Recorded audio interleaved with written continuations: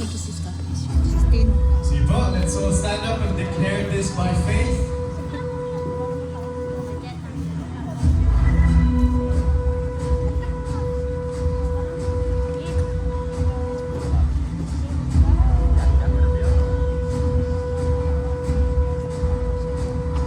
Shall we all arise? Hallelujah.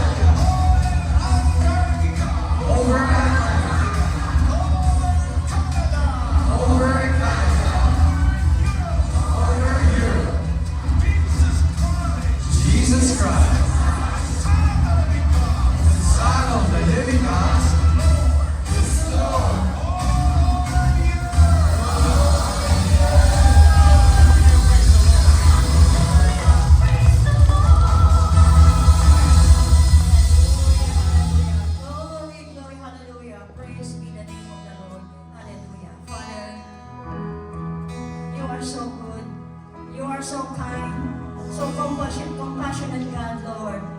Father, we worship you. We magnify your name, Jesus, because of who you are. You are our God, our Savior, our Redeemer, and our Shield and our Shepherd. Panginoon, maraming pong salamat po sa lahat ng mga binibigay. Thank you, Lord, for all the blessings that you have given us. Thank you, Lord, for our life. Thank you, Lord, for the people that you bring in this world, Panginoon. Maraming pong salamat po. This is the day that you made. This is the day, Panginoon, that we can worship you. And this is the day that we can say thank you to you. Even say thank you, Father Ama, is not enough sa mga ginawa niyo sa aming buhay. Lord, wala po kami magagawa sa aming buhay. Kami, Panginoon, ang hiwalay sa inyo. Kayo ang nagbibigay buhay. You are the life of our life, Panginoon. Ang peace, Father Ama, na makikita namin ay sa inyo lamang po namin yan matatanggap. Mag-ibisig. Maraming po salamat po, Ama, sa lahat ng blessing na binigay mo, even the 13 years, Panginoon, na binigay niyo sa amin. At ngayon, Panginoon, we are looking forward to 40 years na namin, Father Ama. Thank you, Lord. Maraming po salamat po. Thank you, Lord, sa mga leader na binigay niyo sa aming buhay, sa mga Lord, and even, Panginoon, sa mga taong narito. We believe, Panginoon, you love them because you brought us them in here, Father Ama, to give you glory. Maraming po salamat po, Ama, sa buhay nila. Maraming po salamat po sa araw nito. Even the CMP, Panginoon, even the mga music ministry na magbibigay ng mga, hallelujah, magagandang awitin. Nawa po, Lord, nagkabay po ninyo ang mga aagyalay namin ng sa inyo. Nawa po, Panginoon, we pray na ang lahat mga kanang ng CMP, Panginoon, hallelujah, ng lahat tayo mga music ministry, Lord, ito'y makakating sa inyo, Panginoon. Magbigay ng kaligayahan sa inyo, Panginoon. Pwede ko naman matulungan, Father Ama, sa oras na to. Anoint the message, anoint the preacher, Panginoon, even the sermon that you're going to use today in the life of Sister Grace. Father, I pray na tulungan mo, you hide her beneath your cross, Lord. Hide her, Father, and under your wings. Lord, namamunin niyo siya. Every word na lalabas sa kanyang mga bibig, Lord, na nag-a-utter sa kanyang mga Lord, naman sa kanyang mga bibig, Panginoon. Kaya po ninyo, Ama, na ito'y maging kaaya-aya lamang sa inyong mga pagdinig. Lord, tulungan po ninyo, Ama. Kaya po ninyo, ang mensahe niya, Ama, ay magbigay ng hallelujah sa mga malaking kapatid ninyo, Father. Lord, ang mga anak nyo na narito, give them spiritual ears. Clear eyes, Father, Ama, to know you. Clear eyes, Panginoon, na makita nila kayo.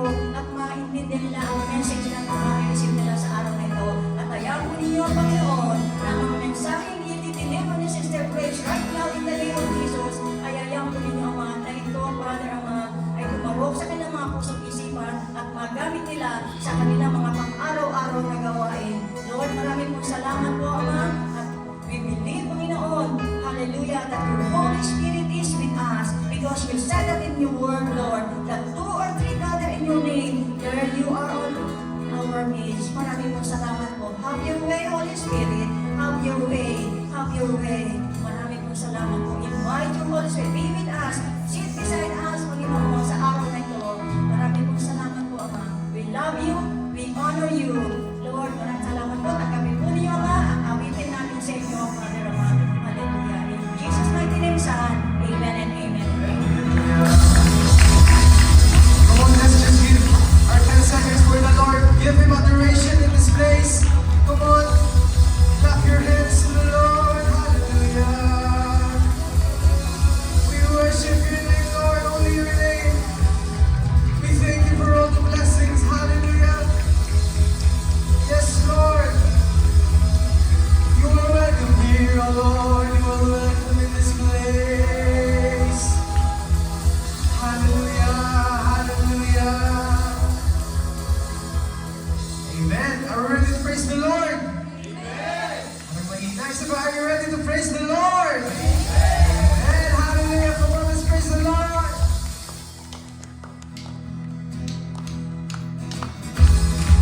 We clap our hands. Oh.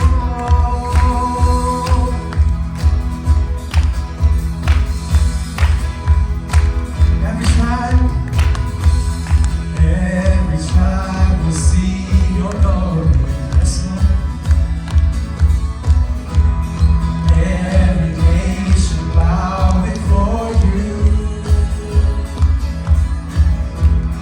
All our treasure turns to ashes in the light.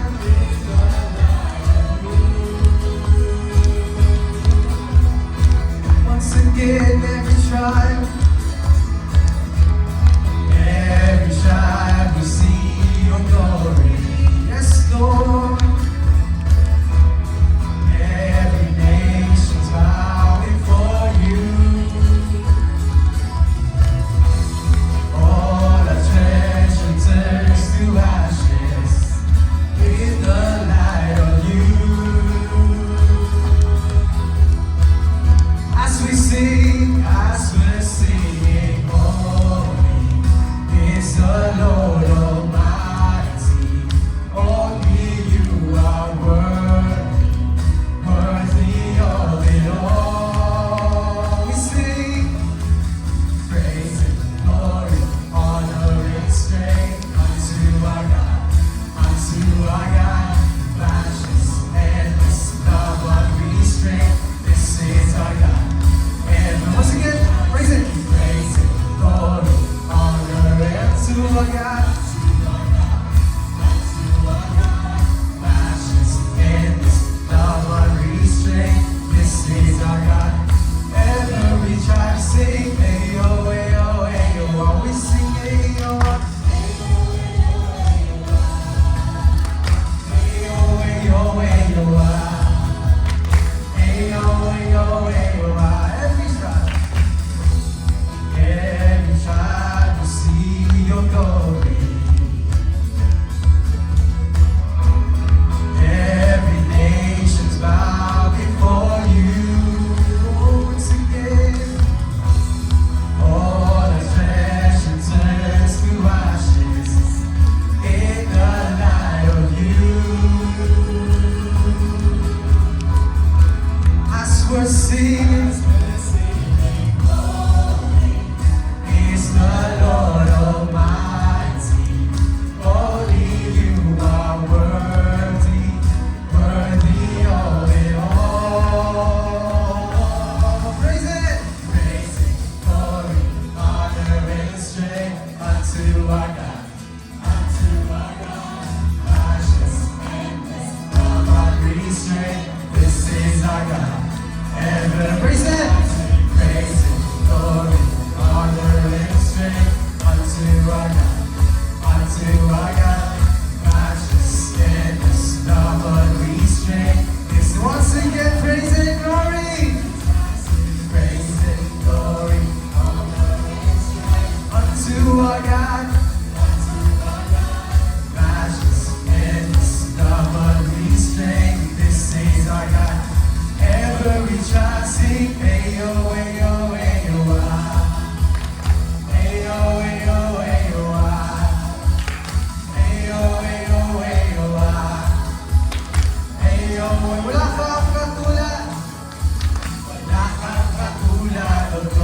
declare it. Wala kang katulad, O Diyos. Declare it. Wala kang katulad. Minsan ba wala kang katulad? Tanging ikaw lamang.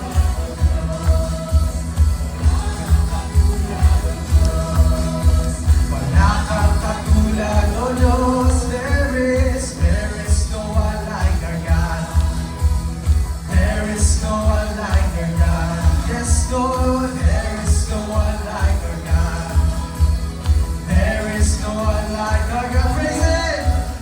Praise and glory, honor and strength unto our God.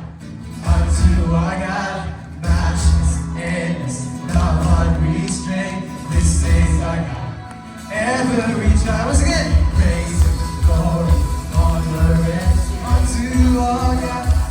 Unto our God, matchless, endless, not unrestrained. This is our God. Every time, sing, hey, oh, hey, oh, hey, oh, ah. Hey, oh, hey, oh, hey, oh, ah. We sing. Hey, oh, hey, oh, hey, oh, ah. Sing. Wala kang katulad, O Diyos. Wala kang katulad, O Diyos. Sing your hands. Wala kang katulad, O Diyos. Wala kang katulad, O Diyos. Once again, wala kang katulad, O Diyos. Wala kang katulad, O Diyos. Wala kang katulad, O Diyos. Wala kang katulad, O Diyos. There is no one like our God. Yes, Lord. There is no one like our God. There is no one like our God. There is no one like our God. We give you all the glory. Oh, we give you all the adoration.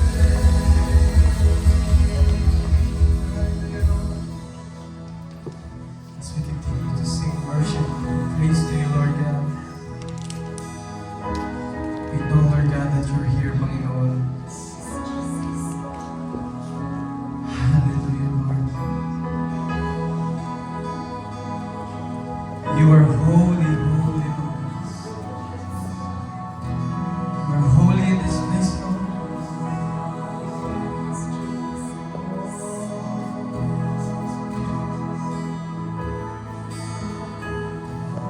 We praise your name.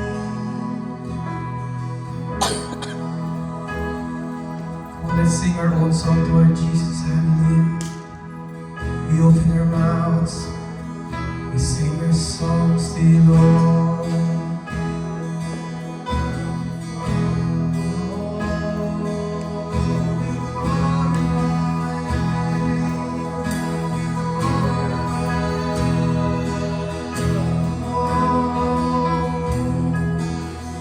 We glorify you, open your mouth.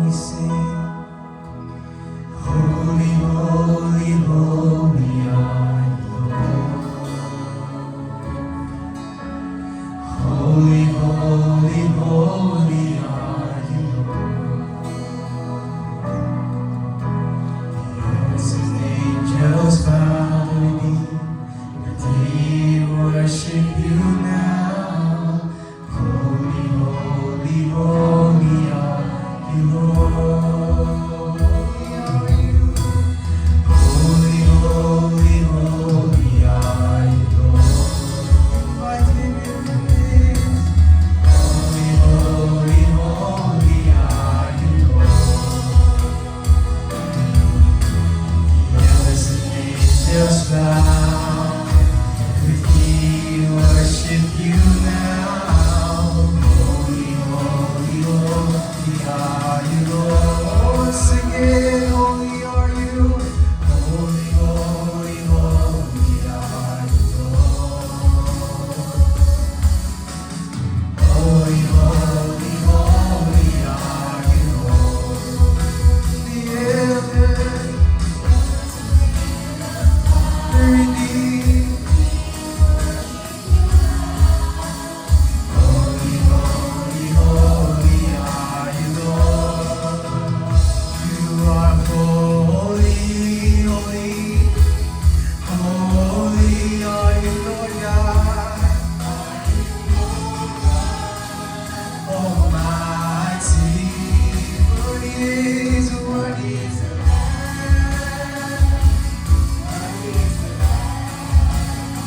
You are holy, we say you are holy, are you, Lord God?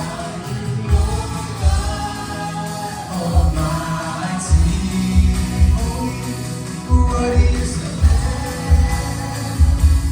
worthy is the Lamb. You are holy, holy. Are you Lord God Almighty?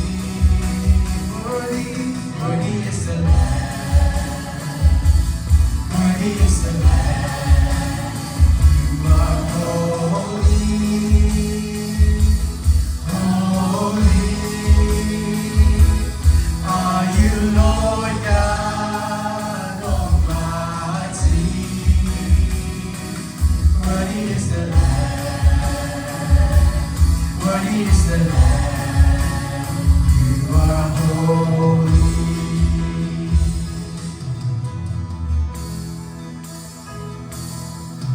Holy, holy,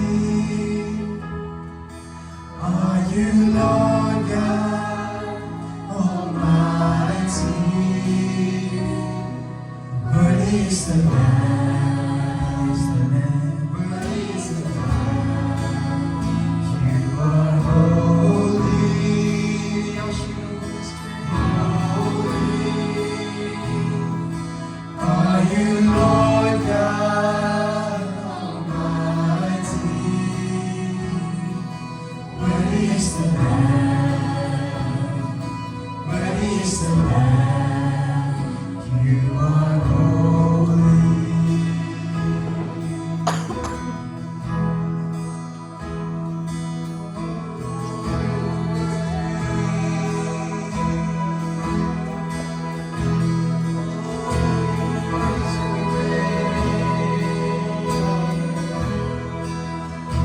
You are worthy to be praised.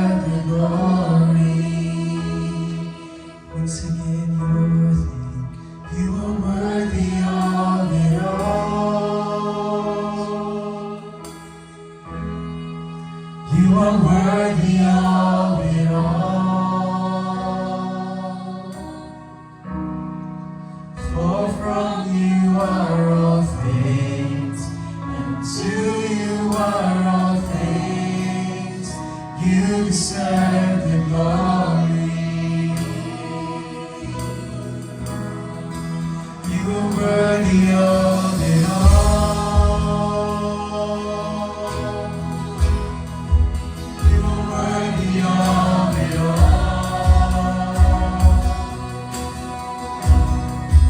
For from you are all things, and to you are all things. You deserve the glory. Once again we sing. You are worthy of it all. You are to be praised. We exalt your name on high. For from you are all things, and to you are all things. You deserve the glory. Oh, you are worthy. You are worthy. You are worthy of it all. You are worthy of it all.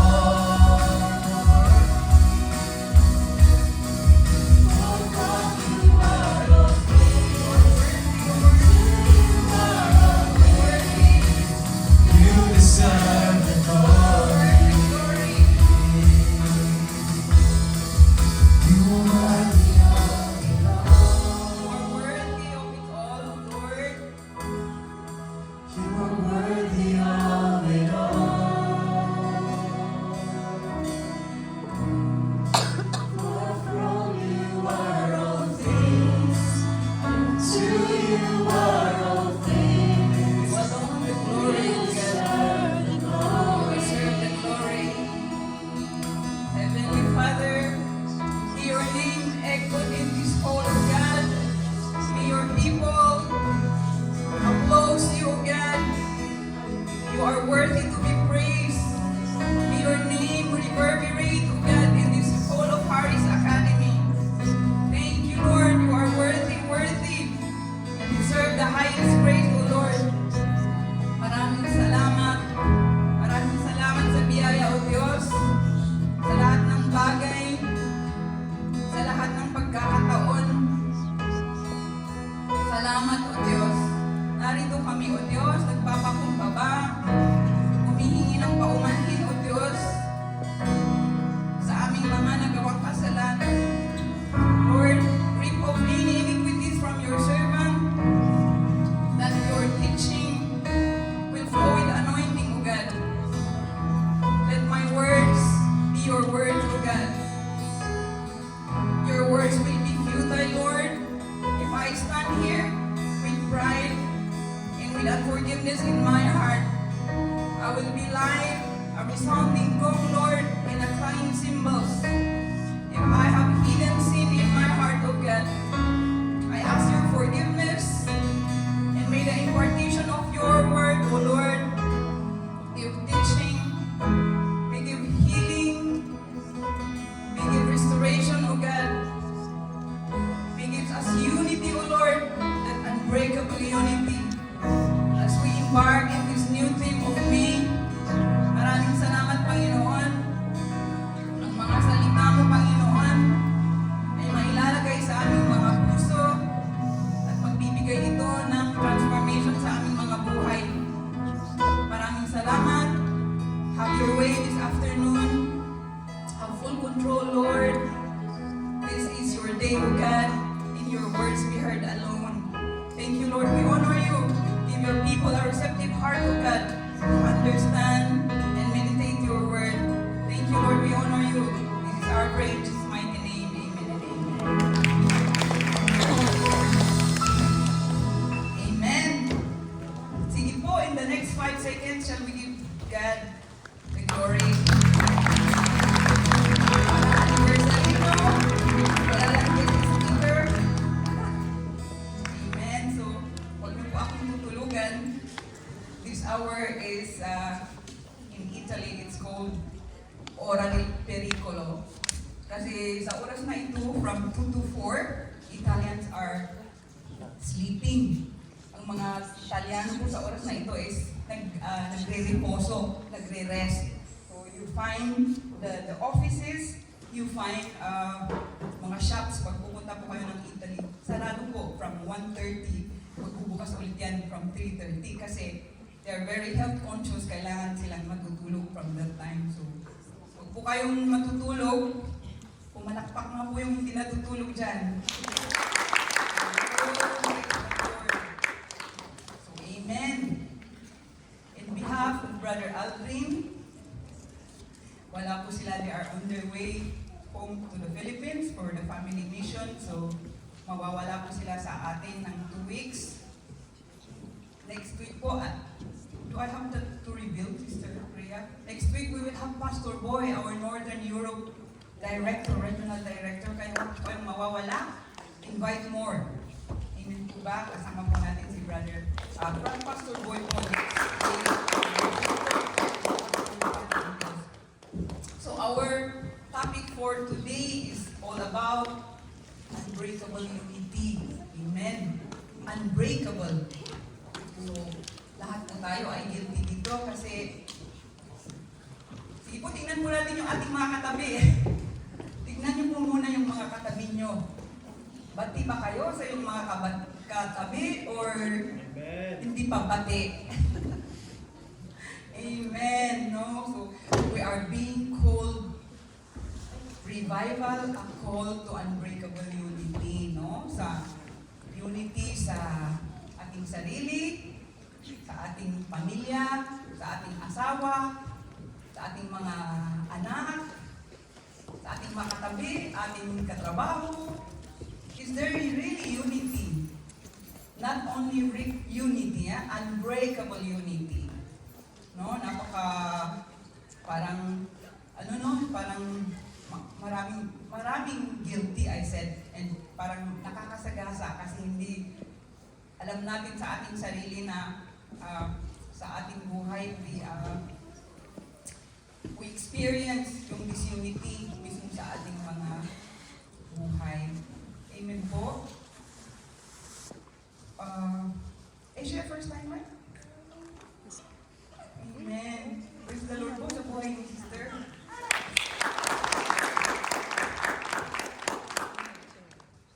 Saan po nanggaling si sis? Bago pa lang po ako dito, Saudi Arabia po galing. Amen. Praise the Lord. Hindi ko na po ang name. Salamat sis sa iyong pagdalo. So before we go, is this your first time sis sa JIL? Second ko na po. Second Second. time, nung anniversary po Anniversary. pumunta sila. Oh, is that Yeah. Pinay? Yes po. Oh, right. Okay. So, welcome back again sis. Thank you to see. Nice to see you. Ayan, so, she's not new. Alright then, we will go ahead. So our Bible verse given to us is from the book of 1 Corinthians 1:10. Divisions in the church. Basahin po natin lahat sabay-sabay. Sabi po dito, 1, 2, 3. I appeal to you, brothers, in the name of our Lord Jesus Christ, that all of you agree, and that there will be divisions among you, but that you be united in the same mind and the same judgment. Dalawang po siya, so Philippians 2. Once again po, sige po, 1, 2, 3. Complete my joy by being of the same mind, having the same love, being in full accord, and of one mind. Amen. So, ito po ay si Apostle Paul po ang nagsasalita. He is referring to the people of Corinth, no? Sabi niya, he is pleading. Sabi niya, I appeal to you by the name of the Lord Jesus Christ that all of you agree. Yung magkasundo kayo na walang division, walang nawala na sa akin yung Tagalog ng division. Ay, magkati-hati. Paghati-hati. Is that the right term? Paghati-hati. Dapat maging matibay ang inyong pagkakaisa. Sabi niya gano'n. Dapat united kayo in the same mind and in the same judgment. So bakit po niya nasabi yon? Kasi si Paul po, dati po niyang inalagaan yung mga Corinth, the Church of Corinth. And he went to evangelize in some other places. And then while he was away, nabalitaan po niya na yung mga taga-Corinto ay gradually, naghahati-hati na po sila, nagdi-divide. So ito po yung nag-appeal siya na huwag kayong mag-divide among yourselves, sabi niya ganon. Go back to unity. Yun ang sabi niya ganon. So, we will have a brief background of Corinth, kung ano po yung place of Corinth. So, sabi po dito, it's a giant cultural melting pot with a great diversity of wealth. So, ang Corinth is mayamang lugar. It's a metropolis. Parang, kumbaga, is London. It was a large city offering Rome great profits through trade as well as military protections. But the city's prosperity made it ripe for all sorts of corruption, idolatry, corruption, idolatry that flourished. And there were more than a dozen pagan temples employing at least 1,000 prostitutes. So it is a place na progressive. It's a place wherein offering a lot of profit. So maraming anyaya, marami siyang invitation. It's a world that can rob our service with God.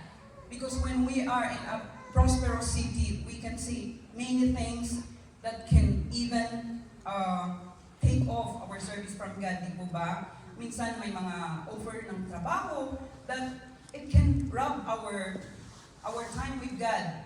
Many things, even the lifestyle.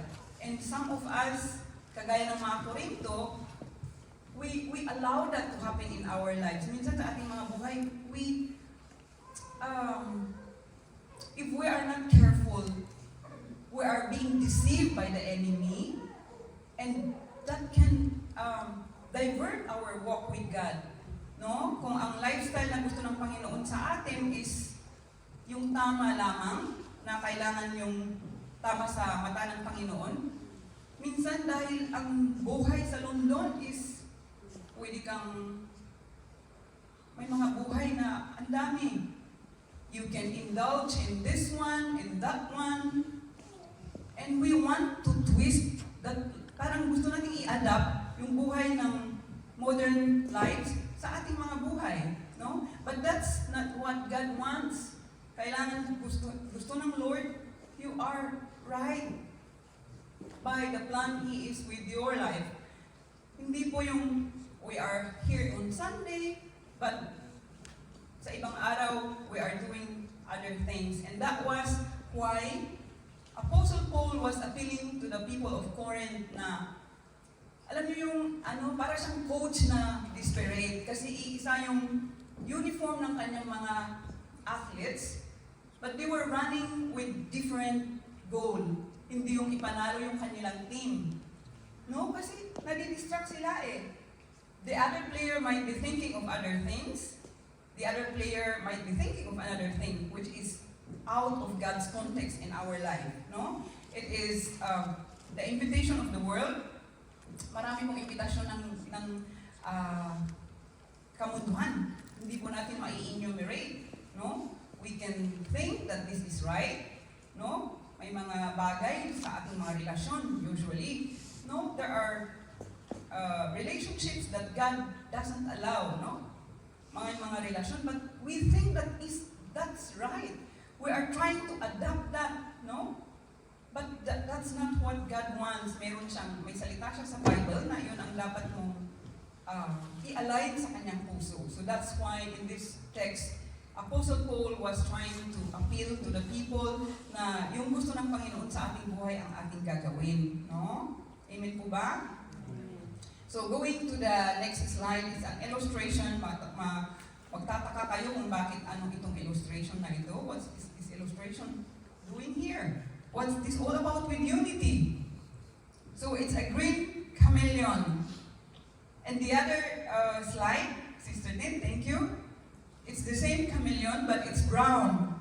Alam niyo kung bakit? So my green and my brown. Ano po ang niyan sa unity? Amen? So, alam niyo yung, it's a species of lizard na nag-iiba ang kulay. Depende kung nasaan siya. So yung kanina, nasa leaves of green. So his color is changing to green. And the other one is on a land. So yung kulay niya, nagbabago sa brown. And that's what we are. Unfortunately, ganun tayo. At yun po ang ayaw ng Diyos. Kasi nagbabago yung ating anyo. Kung nandun tayo sa London, at may mga pub doon, nagbabago na yung ating kulay, doon tayo. But on Sunday, we cling to the Word of God. No, we masquerade, we try to change our lifestyle, but that's not what God wants. And one of this is this unity and the plan of God in our lives. Naiintindihan po ba natin? Amen? So, as followers of Christ, we are new creations. Nabago po tayo. Ayan po yung explanation. On a bed of grass, a chameleon's skin turns green. On the earth, it becomes brown.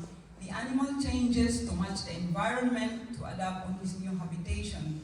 As followers of Christ, we are new creations. Our values and lifestyle should be united with God's plan. We should not struggle in our environment, even if it is surrounded by corruption. We should remain still. We should not camouflage to fill in the worldly environment. We are new creations in Christ, born from above and changed from within. We should not be like the chameleon that changes its color to adapt to the world. We should not be compromising, as this brings rebellion, disunity to the Lord our God. Amen? So yun po, pag tayo po ay hindi po sumusunod po sa kagustuhan ng Diyos, then we are rebelling in His Word. And that creates disunity from our walk, from our life with the Lord Jesus Christ. So, I hope na may naintindihan po tayo sa illustration po ng sometimes God uses simple things to show us, to make us understand yung mga bagay na gusto niyang ipaalala sa atin. So, we will go to the next slide, which is the rationale. Bakit po kailangan natin ng unbreakable unity sa ating church? So, sabi po dito, basahin po natin sabay-sabay. 1, 2. Sticks in a bundle are unbreakable. This Kenyan proverb shows that although we have our own individual differences and personalities, hearts and minds that stick together are hard to break. As servants of the living God, our accomplishments for His glory can only be achieved if we work as one and have unbreakable unity. Challenges and struggles may come along the way, but those who are united to carry through God's mission here on earth will never be shaken. We should not forget that as children of God, helping and encouraging our brethren are included in our acts of service to God. Amen. So this is a Kenyan proverb, no? I'll show you just the other slide. Sister Tim, please. If we have a Kenyan proverb, we have a Filipino metaphor of unity. Amen. Walis tingting, amen? Amen. Diba? Pag nag-iisa lang yan, hindi siya makakalinis. But with the bundle of sticks, it's going to clean. It has a purpose. In the same way with the rationale po kanina, if we go back once again, sis, it says it's unbreakable. Pag may problema po ang isang tao, hindi niya yun makakayanan. If there's someone who is with him, no, for example, a wife, or the whole family, pwedeng kayanin, di po ba? And likewise po sa ating church, if we work together, sama-sama po tayo, we have the same plan, we have the same goal, we are able to help Brother Aldrin, and we can really build the church that God wants us to, even in our community, even in our job employment, di po ba? Pag tayo po ay divided sa ating pong mga ating managers, sa ating colleagues, it won't work. There should be a teamwork, even in the house, in the family. Pag nag-aaway ang mag-asawa, then there will be, wala na po. No? Sabi po kasi sa pag naririnig po natin, there was a separation of the family kasi hindi nagkakaintindihan. iba yung ugali at iba yung ugali ko. And as we go further, I will explain that later. May mga nagka-clash ang character. That's why they divide each other. But God, that's what God wants. That even if our character is different from someone else, kailangan po natin mag-unite. We need to adapt with the character of one another. And that is what unbreakable unity is. So, as we go further po, makikita po natin yung definition of unity. So according to Merriam-Webster Dictionary, it's the quality or state of being one. This is unity, it's not unbreakable. It says unity only. It's a condition of harmony. Yung nagkakaisa, iisa lang kayo, iisa kayo ng plano, hindi kayo divided. And what does God mean by unity? God says peace in the presence of conflict. So kahit may parang hindi pagkakaintindihan, may peace pa rin. Love in the presence of hatred. So even if you hate someone, you still have to love. Ito po yung, we learned this in the Agape Love that Sister Alice once told us na by the grace of God and by God's agape love, we are able to love the person who is like unlovable. Kasi imposible yun, di po ba? Sasabihin natin, paano ko siya mamahalin? Sa ginagawa niya sa akin, hindi ko na siya pwedeng mahalin. But because of God's agape love that is being overflowed in God to us, we are able to love the person even who is unlovable. Amen po ba? Amen. So, and most of all, for the unity to be unbreakable, it should coexist with diversity. For unity to be unbreakable, it should coexist with diversity. What does this mean? So yung pong kinasabi ko kanina na there was this separation of a husband and wife dahil hindi ko, iba yung kanyang ugali, iba ang aking ugali. Hindi nagka-clash talaga kami. So, as a product, then maghihiwalay. But why is God saying unbreakable unity should coexist with diversity? Ito nga po yung mission natin, di ba?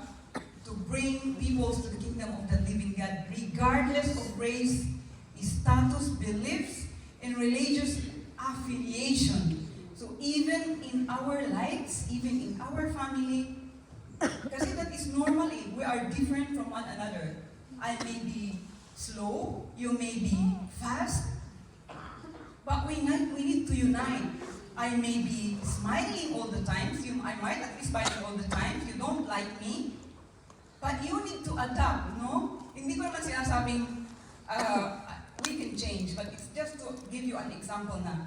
It's because Kyle probably has a character that you don't like, you don't unite, or you don't adapt yourself.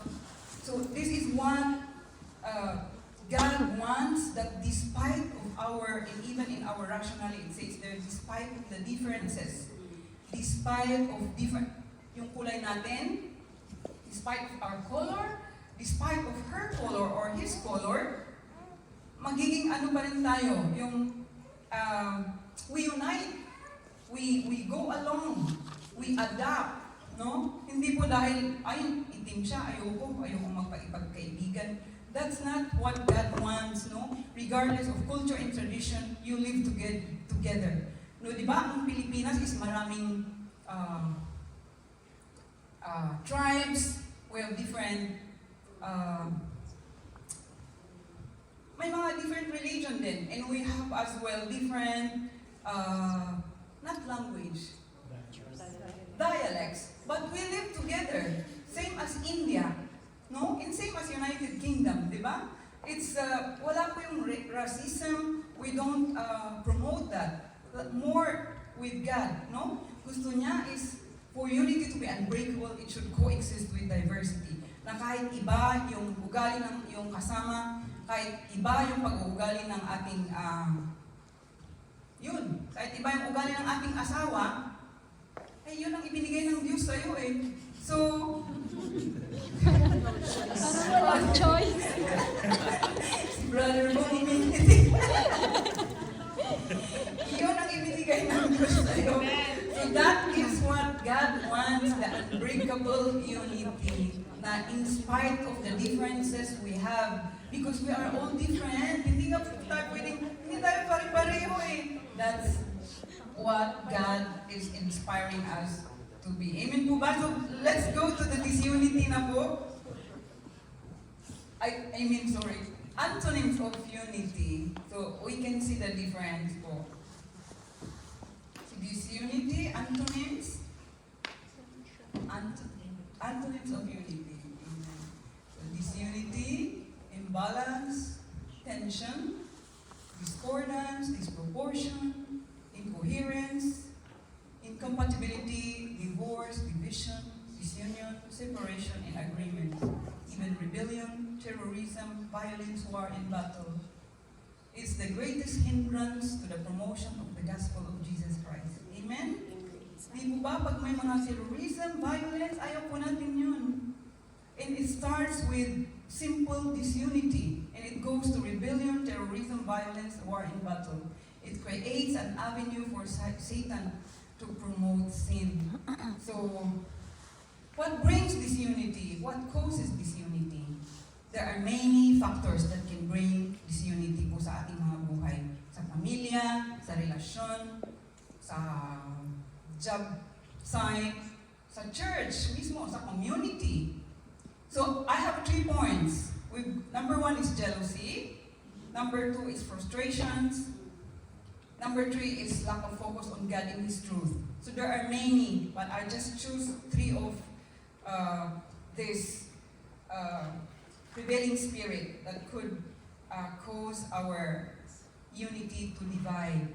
So let's go. Why did we say jealousy is one of the reasons why it can break the unity of people? So we can see in the book of Numbers 12:1-13, medyo mahaba-haba po siya. Maliliit, no? Miriam and Aaron opposes Moses. Sige po, basahin po natin muli para magising naman tayo. 12:1-3. Miriam and Aaron began to talk against Moses because of his Cushite wife, for he had married a Cushite. Has the Lord spoken only through Moses? They asked. Hasn't he also spoken through us? And the Lord heard this. Now Moses was a very humble man, more humble than anyone else on the face of the earth. At once the Lord said to Moses, Aaron and Miriam, come out to the tent of meeting, all 3 of you. So the 3 of them went out, and the Lord came down in a pillar of cloud. He stood at the entrance to the tent and summoned Aaron and Miriam. When the 2 of them stepped forward, he said, listen to my words. When there is a prophet among you, I, the Lord, reveal myself to them in visions. I speak to them in dreams. But this is not true of my servant Moses. He is faithful in all my house. With him I speak face to face, clearly and not in riddles. He sees the form of the Lord. Why then were you not afraid to speak against my servant Moses? The anger of the Lord burned against them, and he left them. When the cloud lifted from above the tent, Miriam's skin was leprous. It became as white as snow. Go ahead, sorry. Aaron turned toward her and saw that she had divided Skin disease. And he said to Moses, Please, my Lord, I ask you not to hold against us the sin we have so foolishly committed. Do not let her be like a stillborn infant coming from its mother's womb with its flesh half eaten away. So Moses cried out to the Lord, Please God, heal her. Amen po. So nakita po natin sa buhay po ni Miriam and Aaron. Who is Miriam and Aaron? They are the young, older brother and sister of Moses. No? So makita po natin na initially, sabi dito, talk against his Cushite wife. But actually, that's not the real reason, no? Parang, they were trying to find a reason to oppose Moses by like talking against his wife. Even that's not the real reason. The real reason is Miriam and Aaron were jealous of Moses. Dahil di ba, si Moses yung pinili po ng Lord na mag-lead ng people of yung mga taga-Israelites from Egypt, no? And Moses the time was powerful, but even Miriam and Aaron were put as leaders. Sila po yung mga kanang kamay ni Moses, but nandun pa rin po yung pagsiselos nila, no? And then she even talked against the wife of Moses, which is not the real problem. So what is this trying to tell us? So sometimes we take other things, no? Parang tumitingin tayo ng mga bagay-bagay para mga maliliit na butas para i-express yung ating mga pagsiselos kung sino man yung pinagsiselosan natin. Kahit hindi naman yung asawa ni Moses ang totoong dahilan, but because of the jealousy which Miriam and Aaron have, they were just like trying to show against Moses' wife. So rather than facing the problem, rather than dealing with the envy and pride that they had, nagdamay pa si Miriam at si Aaron sa yung asawa ni Moses. And nakita po natin, she was punished by God, no? Naging leprous po si Miriam. And we can see at the end na si Moses pa rin po yung nagmamakaawa kay Lord na i-heal si Miriam. So, we can see that mismong pamilya po ito, there is jealousy in the family, no? We can see our family as well sometimes being strained because of the jealousy, the spirit of jealousy. Minsan, pag nakikita natin ang ating nakakabatang kapatid, that can rob us from doing the right thing. Like in Miriam's case, you remember, si Miriam po yung nag-appear sa princess ng Egypt when Moses was found out sa waterproof cradle, no? Nung si Moses po ay natagpuan ng reyna ng taga-Ehipto, Miriam appeared. And Miriam offered to the princess na ikukuha si Moses ng taga-alaga. Di po ba? So you can see in the character of Miriam na meron isa siyang ate, protective siya sa kanyang kapatid. But when Moses went and rose as a leader, nandun na yung kanyang pagsiselos, no? Na hindi niya matanggap na ang kanyang nakakabatang kapatid ay mas mataas sa kanya, no? That it shouldn't be like that. Kailangan po nating suportahan, or we can, if we are leaders in this church, we don't like, wag po yung spirit of envy. Kung may mas magaling kasi binigyan ng Lord ng talent, we don't show that spirit of jealousy. We need to support one another. Hindi po yun yung gusto ng Diyos. Para po maging united tayong lahat that's why God created every one of us different. May mga gift po sa teaching, may mga gift po sa singing, gift sa instrument, so that we can create or be unified in the body of church. Pag po lahat ay kakanta lahat, di wala na pong uupo dyan. Amen po ba? So yun po yung sa buhay po ni Miriam na itinuturo po sa atin na ang pagsiselos is nag-create ng isang disunity sa isang pamilya. Kaya tayo po ay maging maingat. Hindi po tayo dapat maging kagaya ni Miriam. And nung kaya niya dinamay ang asawa ni Moses is dahil parang narab na siya ng isang kapatid, no? Hindi na siya yung favorite ni Moses na kapatid na babae kasi meron na siyang ibang babaeng minahal, no? Si yung Cushite woman. So that's why Miriam took advantage of like defiling the lady, the woman, even though hindi naman yun ang dahilan, no? Siya ay ano siya yung kahit hindi yun ang dahilan, yung gumawa siya ng kadahilanan. Miriam created the wife of Moses as an excuse because of his like jealousy. But we can see that God didn't like how Miriam acted. So, yun po, napunish po si Miriam. And again, yun po ang inire-remind sa atin na kahit po sa ating pamilya, we really can see na kahit sa mismong kadugo natin is, it can happen.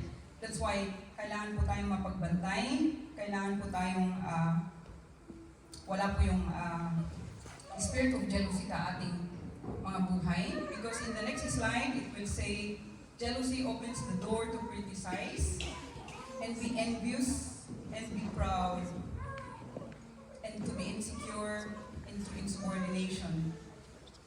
Like Miriam, if we don't guard our hearts, we can bring strife and division to our family, to our team, to our leadership. We can destroy the good relationship we have with others. Amen po. So, sige po, palakpakan po natin muli ang pagkawa. Amen po. Ayaw po natin magulo ang ating pamilya. So, we rebuke any jealousy, any envy, no? Sa ating pong pamilya. So, we're going now to number 2, and that is frustration. So, isa po sa dahilan na nagwawatak-watak ang bawat pamilya, there is frustration which can lead to bitterness, which can lead to harboring anger in our heart, and that can lead to rebellion. Amen? So we can see in the life of Absalom. Sa 2 Samuel 30:23-31, medyo mahaba-haba po siya. So, si Absalom po ay anak po ni King David. No? So, we can read po the first para maintindihan po natin, no? 23, sige po, lahat po tayo muli.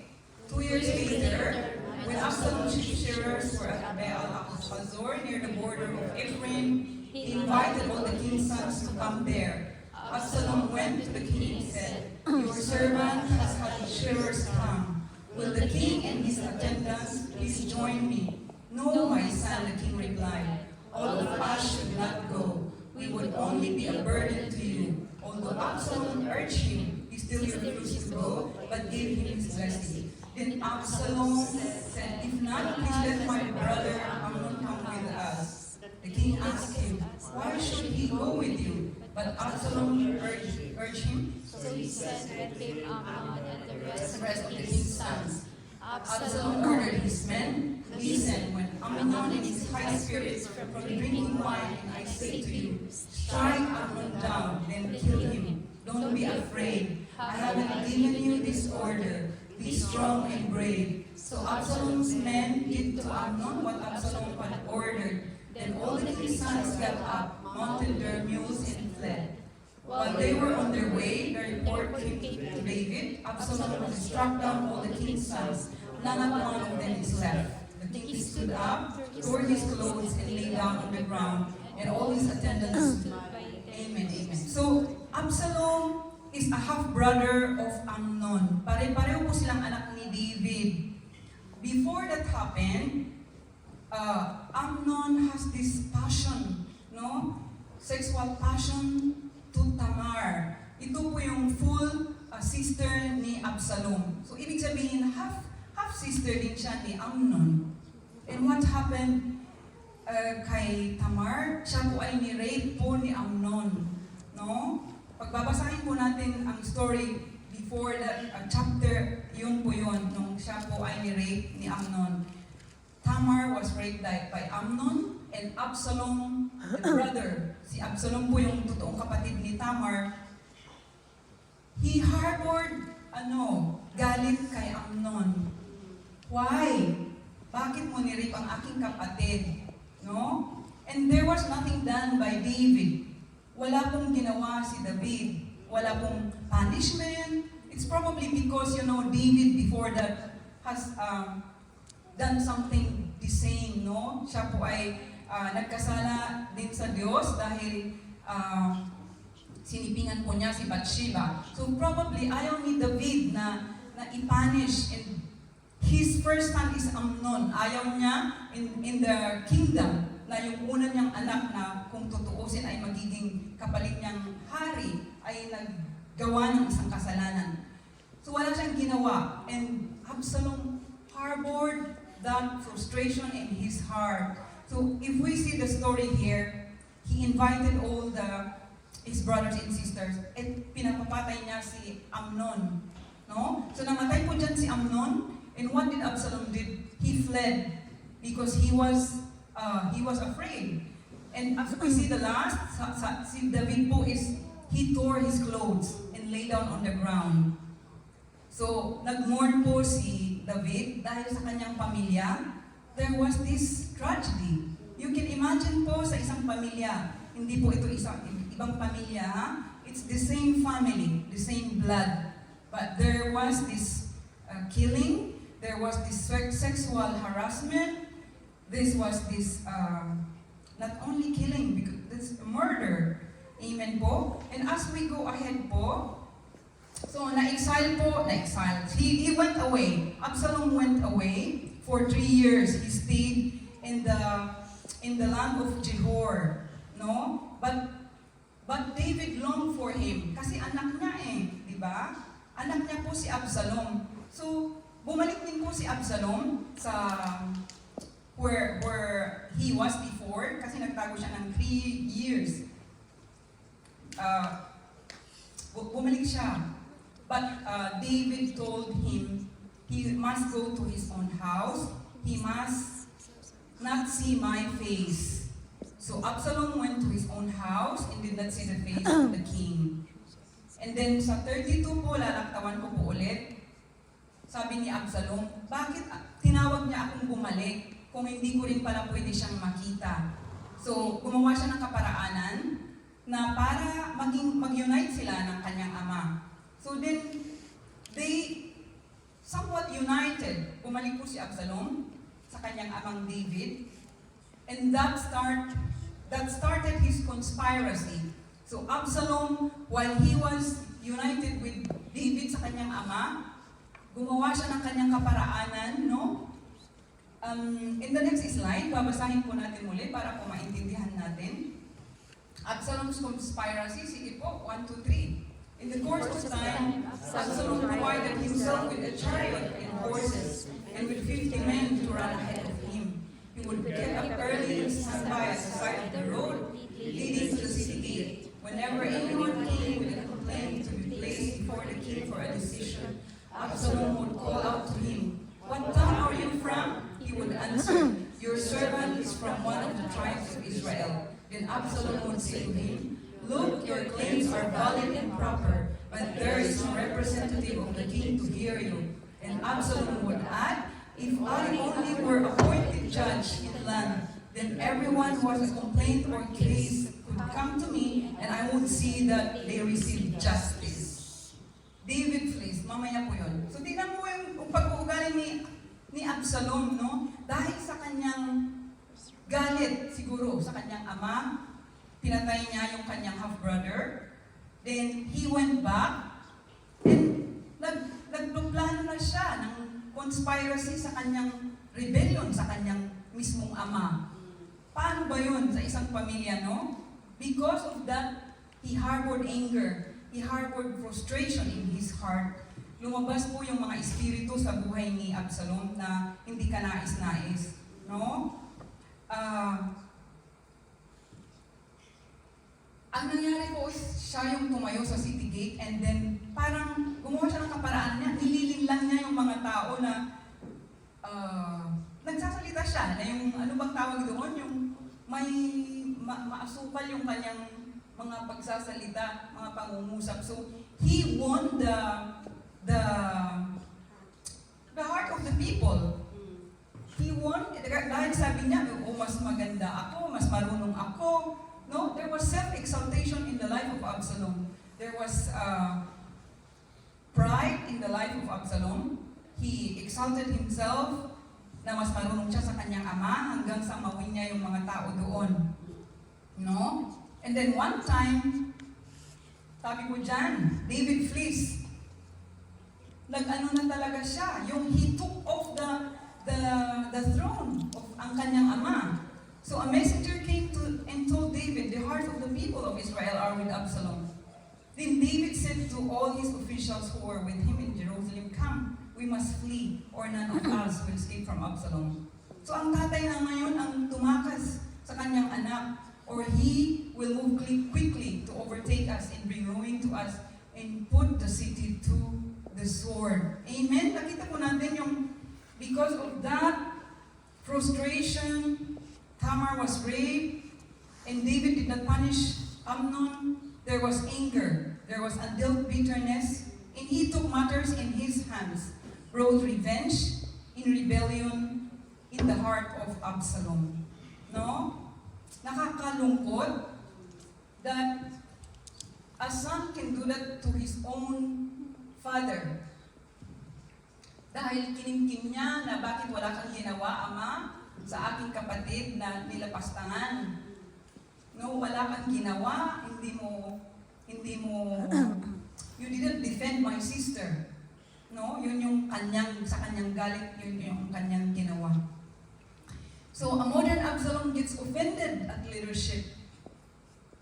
Kahit po sa church, may mga kapatiran or tayo mismo. No, we get offended. Parang hindi tayo pinapansin. May mga issue tayo which are not probably addressed by our leader. And nagsisikreto tayong gumagawa ng parang execution of the leader's reputation. No? Para masiraan ang ating leader, masiraan ang ating kasama sa church. And this will cause disunity in our church. No? So, we need to take, again, be sensitive na hindi po sa ating mga kamay, gumagawa po tayo ng resolution. It has to be, lumulungkot tayo sa Diyos na dapat hindi natin ginagawa yung what comes to our mind, that's the carnal response immediately. Kung meron tayong galit is to revenge, is to kill, is to, no? Marami tayong gustong gawin because that is the human response. But we need God's guidance. We don't need to have that Absalom spirit that harbors bitterness and unrest, unresolved offenses, disappointment, and anger. We can see that in the next slide, is 13. That, yes, Absalom is a master of manipulation and flattery. So he had that prior na nakipag-unite siya kasi sa kanyang ama, and then he went to manipulate the people of Israel. And there was flattery as well. Kung ako ang magiging king ng Israel, gagawin ko ito, kayo ay mapagbibigyan ko, no? Siyempre yung tao po is gusto. Kasi gusto nila din yung pag-flatter ni Absalom. Absalom fed his followers with his fault-finding and critical spirit. Absalom's spirit exhibits false humility, yet proudly believes he is wiser and better than the appointed leader. No, minsan sa ating buhay, mas magaling ako dyan, mas magaling ako kay Brother Aldrin. No, parang there is this spirit na teaching us bakit hindi yung magaling ang tumayo, no? Ang Panginoon kasi hindi nga niya tinitingnan yung curriculum vitae ng isang taong tumatayo. No? So, Amen. ang tinitingnan po ng Diyos ay kung gusto mong magsilbi. I didn't thought at one point na ako po ay tatayo sa South London. Gusto ko lang noon, tinutulungan ko si Nanay Tess. I was so amazed of how Nanay Tess prepared the meals nung ako po ay bago. And ng kanyang pagsisilbi, napaka-humiliating. Na siya yung linggo-linggo nagdadala ng maraming bagay na hindi ko kayang bitbitin eh. Sumasakit ang aking likod kung nakikita ko lang si Nanay Del, but what a type of service na nagbibigay po sa atin ng kalakasan para magsilbi, no? Every one of us, kung tayo po ay pumupunta, is pag nawala si Sister Eve, bakit kaya wala si Sister Eve, no? Bakit kaya wala si Sister Rose? Di ba yung question? Kasi gusto mo na ang lahat ng kapatiran mo ay magsilbi. So we pray that we don't have the spirit of jealousy. We have the spirit of frustration, like in the life of Absalom, no? They often search for a value in personal pursuits rather than in God Himself. So si Absalom, he was described as a young, good-looking man. No? Siya daw po ang isa sa magwapong lalaki sa Israel. He was tall and handsome. At doon niya ginamit niya yung kanyang physical na i-attract yung mga tao sa Israel. But God punished him. What did happen to Absalom? Namatay din siya, di ba? Hindi po siya nagtagumpay kasi he has wicked character. In the next slide, makikita po natin ang ano po ni David. Yun po pagkukulang ni David na he failed to teach his children God's ways. No? So even our children are raised in church, we must teach and exemplify character and obedience to God. Na-realize ko tuloy, sabi dito, kahit nandito yung ating mga anak, if we don't teach our children, even they come to church, there will be no obedience to God. Amen? Amen. David was preoccupied with government, wives, and concubines. I think si Solomon pala ang may 700 wives and 300 concubines. Di ko alam kung ilan si David. He was preoccupied. He failed to act decisively to correct the evil in his family. At times of his guilt, no? His guilt over his own sin caused him to decline his discipline. His sons caught in similar sins. Yan po, di ba ba? Na hindi niya po tiningnan kung ano ang issue ng kanyang pamilya. So minsan po, active po tayo sa ministry, nandun lahat tayo sa prayer meeting, pero nagkukumpli na pala si Brother Bong. So we need to make sure na we have time for our family. We need to make sure that we balance. Hindi po yung linggo, nandito tayo. Amen po ba? This is a good teaching that it's practical, na hindi pwedeng nandito tayo araw at gabi and we don't like time to cook. Marunong naman si Brother Bong na magluto, kaya siya na lang ang nagluto. Amen. So, David only made half-hearted efforts to correct his children. He did not punish Amnon, nor did he deal with Absalom's murder of Amnon. When he ignores sin, we experience greater pain than we deal with it immediately. Diba? Totoo ito? Kasi inignore niya yung pagkakasala, but he experienced greater pain nung namatay si Amnon, nung nag-rebel si Absalom, and then it's not included here, nung namatay din si Absalom. He grieved a lot. He grieved. Si David, kahit po ginawa siya ng anak ng rebellion and this retaliation, ano po talaga, ay yung pagmamahal niya ay hindi maikukumpara. Until such time na he was even reprimanded by one of his right hand na huwag ka nang mag-grieve kasi it's like you are yung parang ginagalit mo kami. Namatay na kasi si Absalom in their conflict namatay si Absalom and he grieved that lot. But it was his soldier who killed Absalom. So sabi ng kanyang right hand, if you are grieving that much, then like you are giving the fault to us, your soldiers. If you continue to grieve, then your people will think na you are giving your side to Absalom. Then so that's the time he rose. Wala po siya dito, but that's another story. Amen po. So I think that's the second, and I will. This is my last reason. The last cause of disunity is lack of focus on God and His truth. And under this are sin issues, lack of prayer, lack of relationship with God. Next slide na po tayo, Sister Tim. What is this? Ano na naman ang ano nito sa ating lesson? This is the Ukraine-Russia war. Is there disunity? Meron, di po ba? The other slide, Sister Tin, there's no word to explain. Hindi ko na po kailangang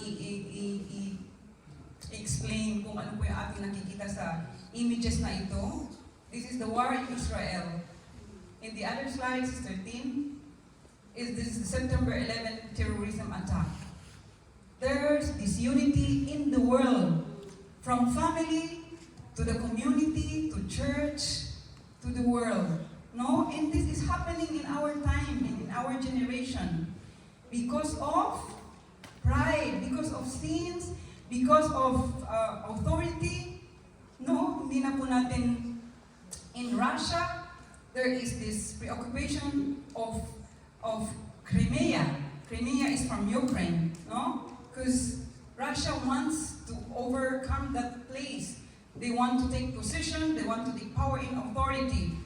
And even in Israel, there are conflicts of two nations.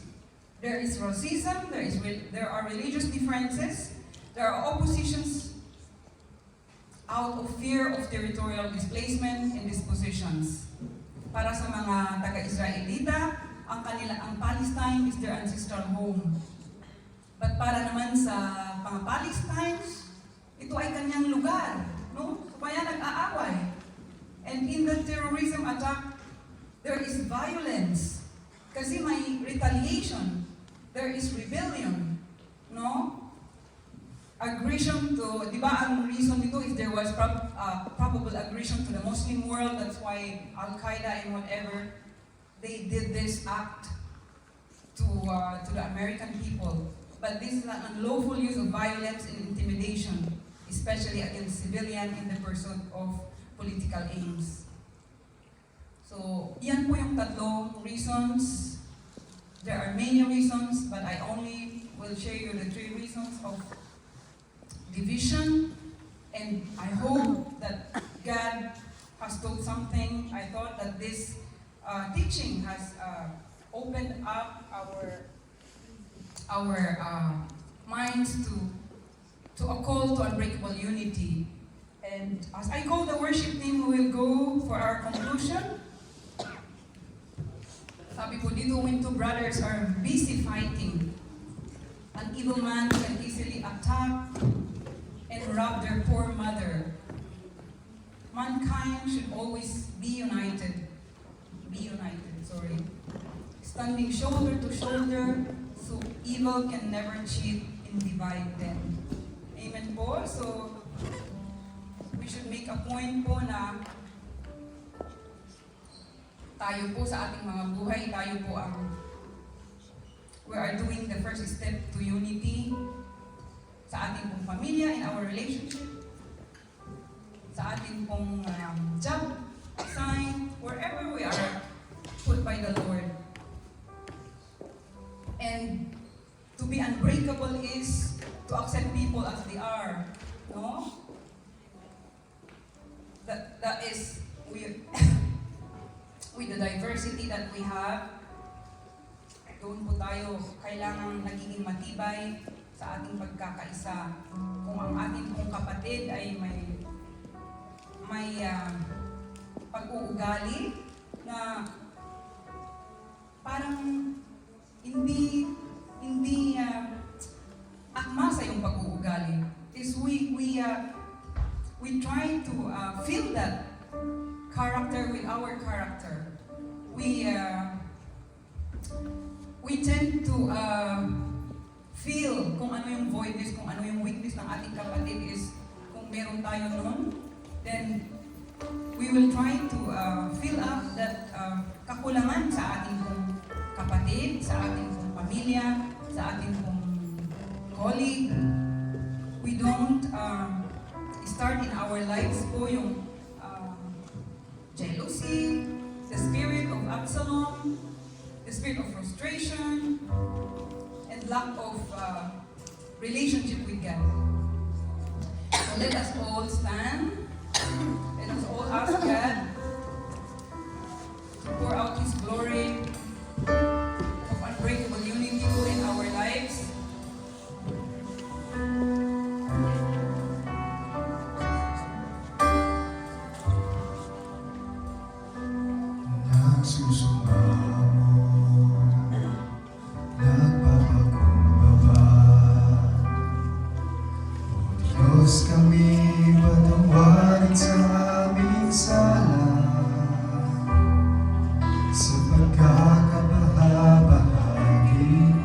sa pagkakabilang, sa kawalan ng pag-ibig sa isa't isa.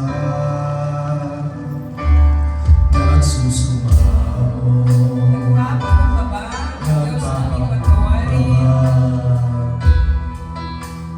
Diyos kami patawarin sa aming sala, sa pagkakabahagi, sa pagkakapi, sa kawalan ng pag-ibig sa isa't isa. Pag-isahin mo ang laman ng aming puso. Pag-isahin mo ang laman ng aming isipan. Bigkisin ang iyong pag-ibig, bigkisin ang iyong pagmamahal. Jesus, maghari ka sa aming buhay. Pag-isahin mo ang laman ng aming puso. Pag-isahin mo ang laman ng aming isipan. Bigkisin ang iyong pag-ibig, bigkisin ang iyong pagmamahal. Jesus, maghari ka sa aking buhay. Pag-isahin mo ang laman ng aming puso. Pag-isahin mo ang laman ng aming isipan. Bigkisin ang iyong pag-ibig, bigkisin ang iyong pagmamahal. Jesus, maghari ka sa aming buhay. This is our desire, Lord. Unite us. Pour out your glory of unbreakable unity, O Lord. Like you did to Jesus, you are united in one. Lord, we know that this unity is a hindrance for the proliferation of your gospel. We know, O Lord, that this unity is a footstool for Satan to destroy every life, every families, every church, every community, every nation, O God. Lord, take off, O Lord, that spirit of jealousy, that spirit of frustration, that spirit of lack of relationship, any Absalom spirit, any factors that causing us, O Lord, to divide, to disagree, to divorce, Lord, to rebel, to retaliate, O God, to violence. Lord, we rebuke in the mighty name of Jesus. We nullify, Lord, every division and every relationship. We nullify, O Lord, every division and disagreement and every husband and wife, O Lord, sa bawat pamilya ng Greater London and even most especially South London, Lord. We fear, we desire for that unbreakable unity, O God, na kahit iba-iba po ang aming mga pag-uugali, O Diyos, iisa po ang layunin namin. We align, Lord, ourselves with your purpose in our life, O God. Take off any frustrations, take off any spirit, any factors, even gossip, O Lord. Even the apathy to serve, O Lord. Even that spirit of criticism sa aming mga kapwa manggagawa, Panginoon. Alisin mo po, Panginoon, para hindi po kami ma-confuse, O Lord. We remember that story in the Tower of Babel when people were proud of themselves, O God. When people were self-exalting themselves, you confuse them. We don't desire that, O Lord, to be done in our lives in South London. Ibaba mo kami, Panginoon, bigyan mo kami ng pagpapakumbaba sa aming pagsisilbi. Let not that self-exaltation be upon every life of your servants. Let not that flattery, O Lord, the manipulation of Absalom and every servants and every family, Panginoon. We desire, O Lord, the unbreakable unity in everyone's life. Lord, we pray that as this teaching you imparted with us, Lord, will open every family, will open every relationship, O God, for the furtherance of a congregation, of a deeper bonding, of a deeper relationship with one another. Taking off, O Lord, that insubordination, taking off, O Lord, that spirit of arrogance, any factors, spirit that's causing any division, O Lord, mawala po sa aming kalagitnaan, sa aming mga pamilya, sa bawat churches mo, Panginoon, and lead us, O God, to a united church, Lord, united with our leaders, Lord, to serve you, united with the government, O Lord, that we have a prosperous life in this land, O God. There shall be no terrorism, there shall be no violence, O God.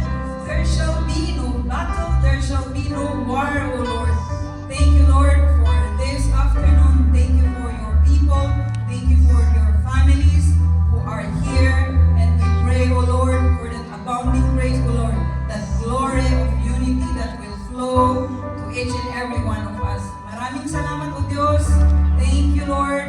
We honor you. We give you back all the glory and praise. In Jesus' mighty name, amen and amen. Amen. Hallelujah. Praise the Lord. Amen. So the Bible declares po in Psalms 123, how good and how pleasant it is when brothers dwell in unity. Amen. So let's sing this song.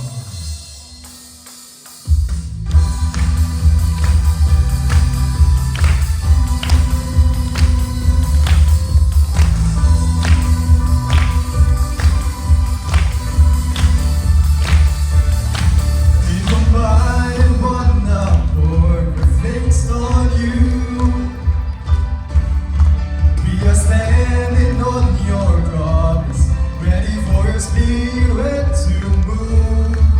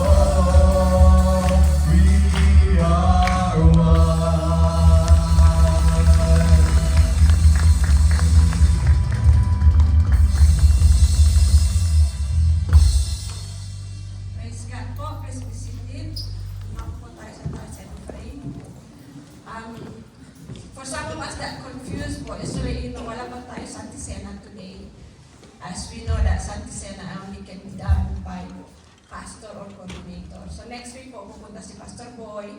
He will lead us in communion po. Praise God. So, unbreakable unity po. A call to unbreakable unity. So, it related po sa tithes and offering po. Sabi ng rational kanina, our heart and mind stick together, are hard to break. Po? As our heart and mind are united with our church and people, our mission, vision, and portfolio, we are understand that the church existence is only to reach soul from Christ. Amen po ba? And through our tithes and offerings, we can reach more soul. And we already, alam po natin, through your tithes and offering, Guilford is open po. Praise God. And then we already reached Stockton on this, and Horley po, and we are continue to reach Surbiton and Crystal Palace. Bakit po pinili ni Brother Aldrin yung lugar yun po, yung Horley, Guilford, Surbiton, and Crystal Palace? Kasi sila po mag-represent ng South, East, North, and West ng South London. So every part of South London, we aim po to have a church para po hindi yung mga tao na hindi po sila nabigatan ng mag-travel. Di ba po? Yan po ng existence of the church is to reach more soul. So this afternoon po, let's honor God with our tithes and offering, and let us give po, and let us united in giving for the Great Commission. Alam po natin anong sabi ng Matthew 28:19-20. Therefore, go and make disciples of all nations, baptizing them in the name of the Father and the Son and the Holy Spirit. Teach these new disciples to obey all the commands I have given you. And be sure of this, I am with you always, even to the end of the age. Let us all bow down for our tithes and offering. Hallelujah. Lord, we thank you. Thank you, Lord, once again to remind you, Lord, why your church is existing. The existence for your church, only to reach soul for you alone, for them to be saved, Lord, before your second coming. Hallelujah. Lord, may you use this financial, Lord, for your church, Lord, to our tithes and offering, Lord, to expand your kingdom in South London, Lord, especially, Lord, in Horley and in Surbiton and Crystal Palace, Lord. And hindi po kami alam, even in north or part of England, in Stockton of this, Lord. We thank you, Lord, for your tithes. Bless each of us, Lord, that are giving their tithes and offering, even the brethren, Lord, that are willing to give, but they don't have any, Lord. Lord, you can see their heart. You can see their heart, their willingness to give, to be part of the Great Commission through your church. Bless them, Lord. Bless them beyond what they are thinking, what they are imagination, Lord. We thank you, Lord, for your testimony. This is our prayer in Jesus' mighty name. Amen.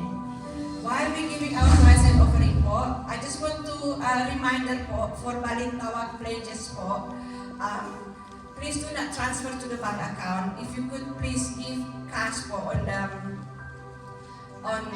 the envelope po, it will make it easier in the process po to send it to the Philippines. Thank you po. God bless. Amen.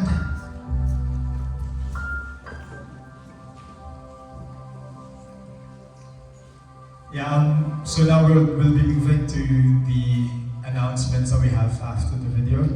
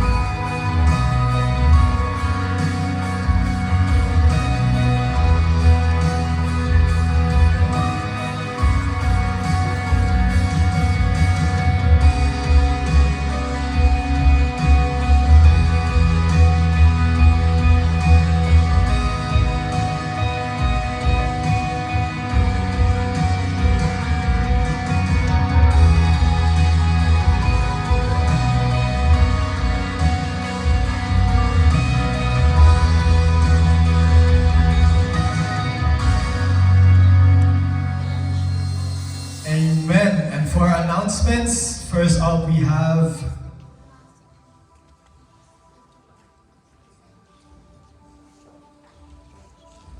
so this coming May 18th po, that will be on a Saturday, we will have a first ever JL UK MAN Convention. So MAN stands for Multimedia Arts Network. So if any of you has any passion in multimedia, be it photography, videography, any arts and design, you are welcome and free to join us. Just please approach Sister Tin for you to be registered. But we encourage you, highly encourage you, for this is an equipping event. And for the next,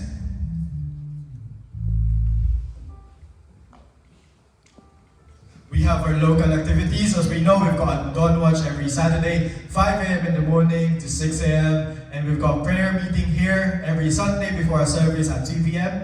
And our Sunday worship and healing service every Sunday at 3 p.m. And we've got our evangelism. So we have a Stockton-on-Tees and 12 boroughs of South London. Just sort of approach Sister Grace for further details and Brother Aldred.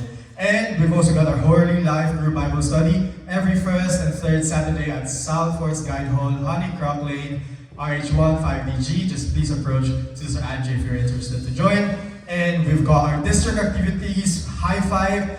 This is every Monday to Friday, 5 a.m. to 6 a.m. So we've got South London facilitators. I think tomorrow, you don't want to miss Adetin to be she'll be facilitating tomorrow. Tomorrow's High Five, and sometimes we have Sister Grace as well. And we've got a midweek service every Tuesday from 8 p.m. to 10 p.m. via Zoom. And our prayer line, for those of you who has a burden to pray, you are welcome to attend every last Wednesday of each month. Just please approach Brother Aldrin or myself if you want to be involved. And for that, let's all arise as we sing our closing song.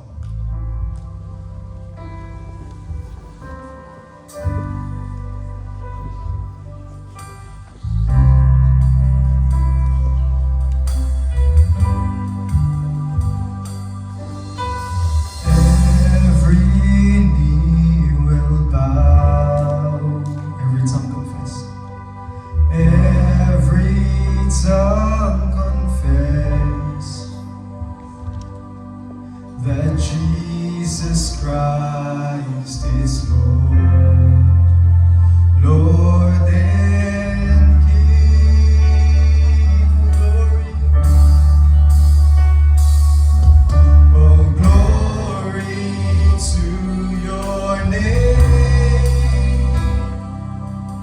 oh Lord, to your majesty, forever,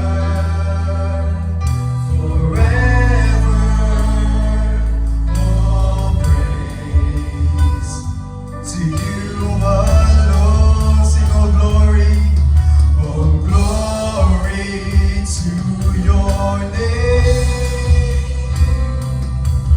oh Lord, to your majesty, forever,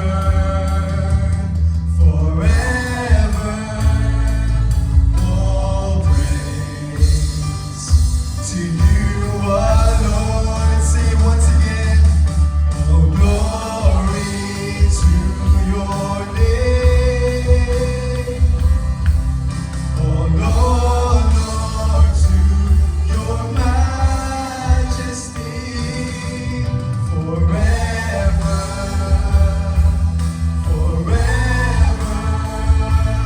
all praise to you alone, all praise to you alone. Yes, Lord, hallelujah, Heavenly Father. Lord God, we continue to ascribe all the glory, praise, and honor unto your name, O Lord God.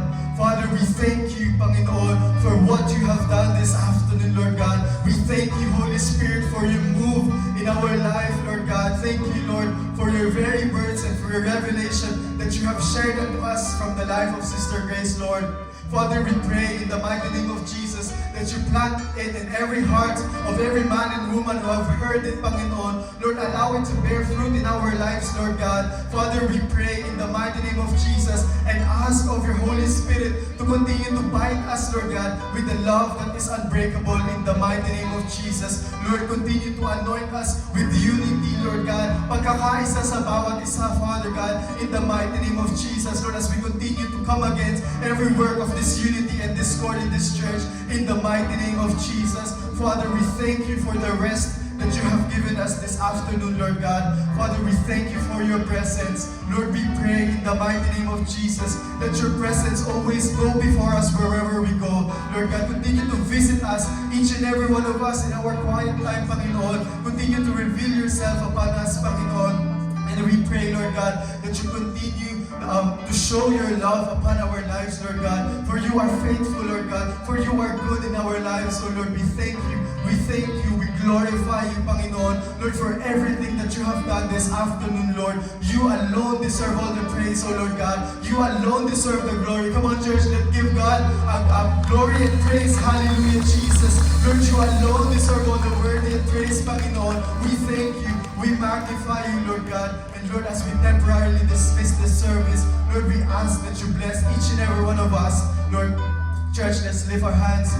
Father, we pray that you bless each and every one of us with the love of the Father, with the grace of the Lord Jesus Christ, and the sweet, sweet manifestation and fellowship of your Holy Spirit be upon us, now and forever. This we pray in Jesus' name. Amen and amen.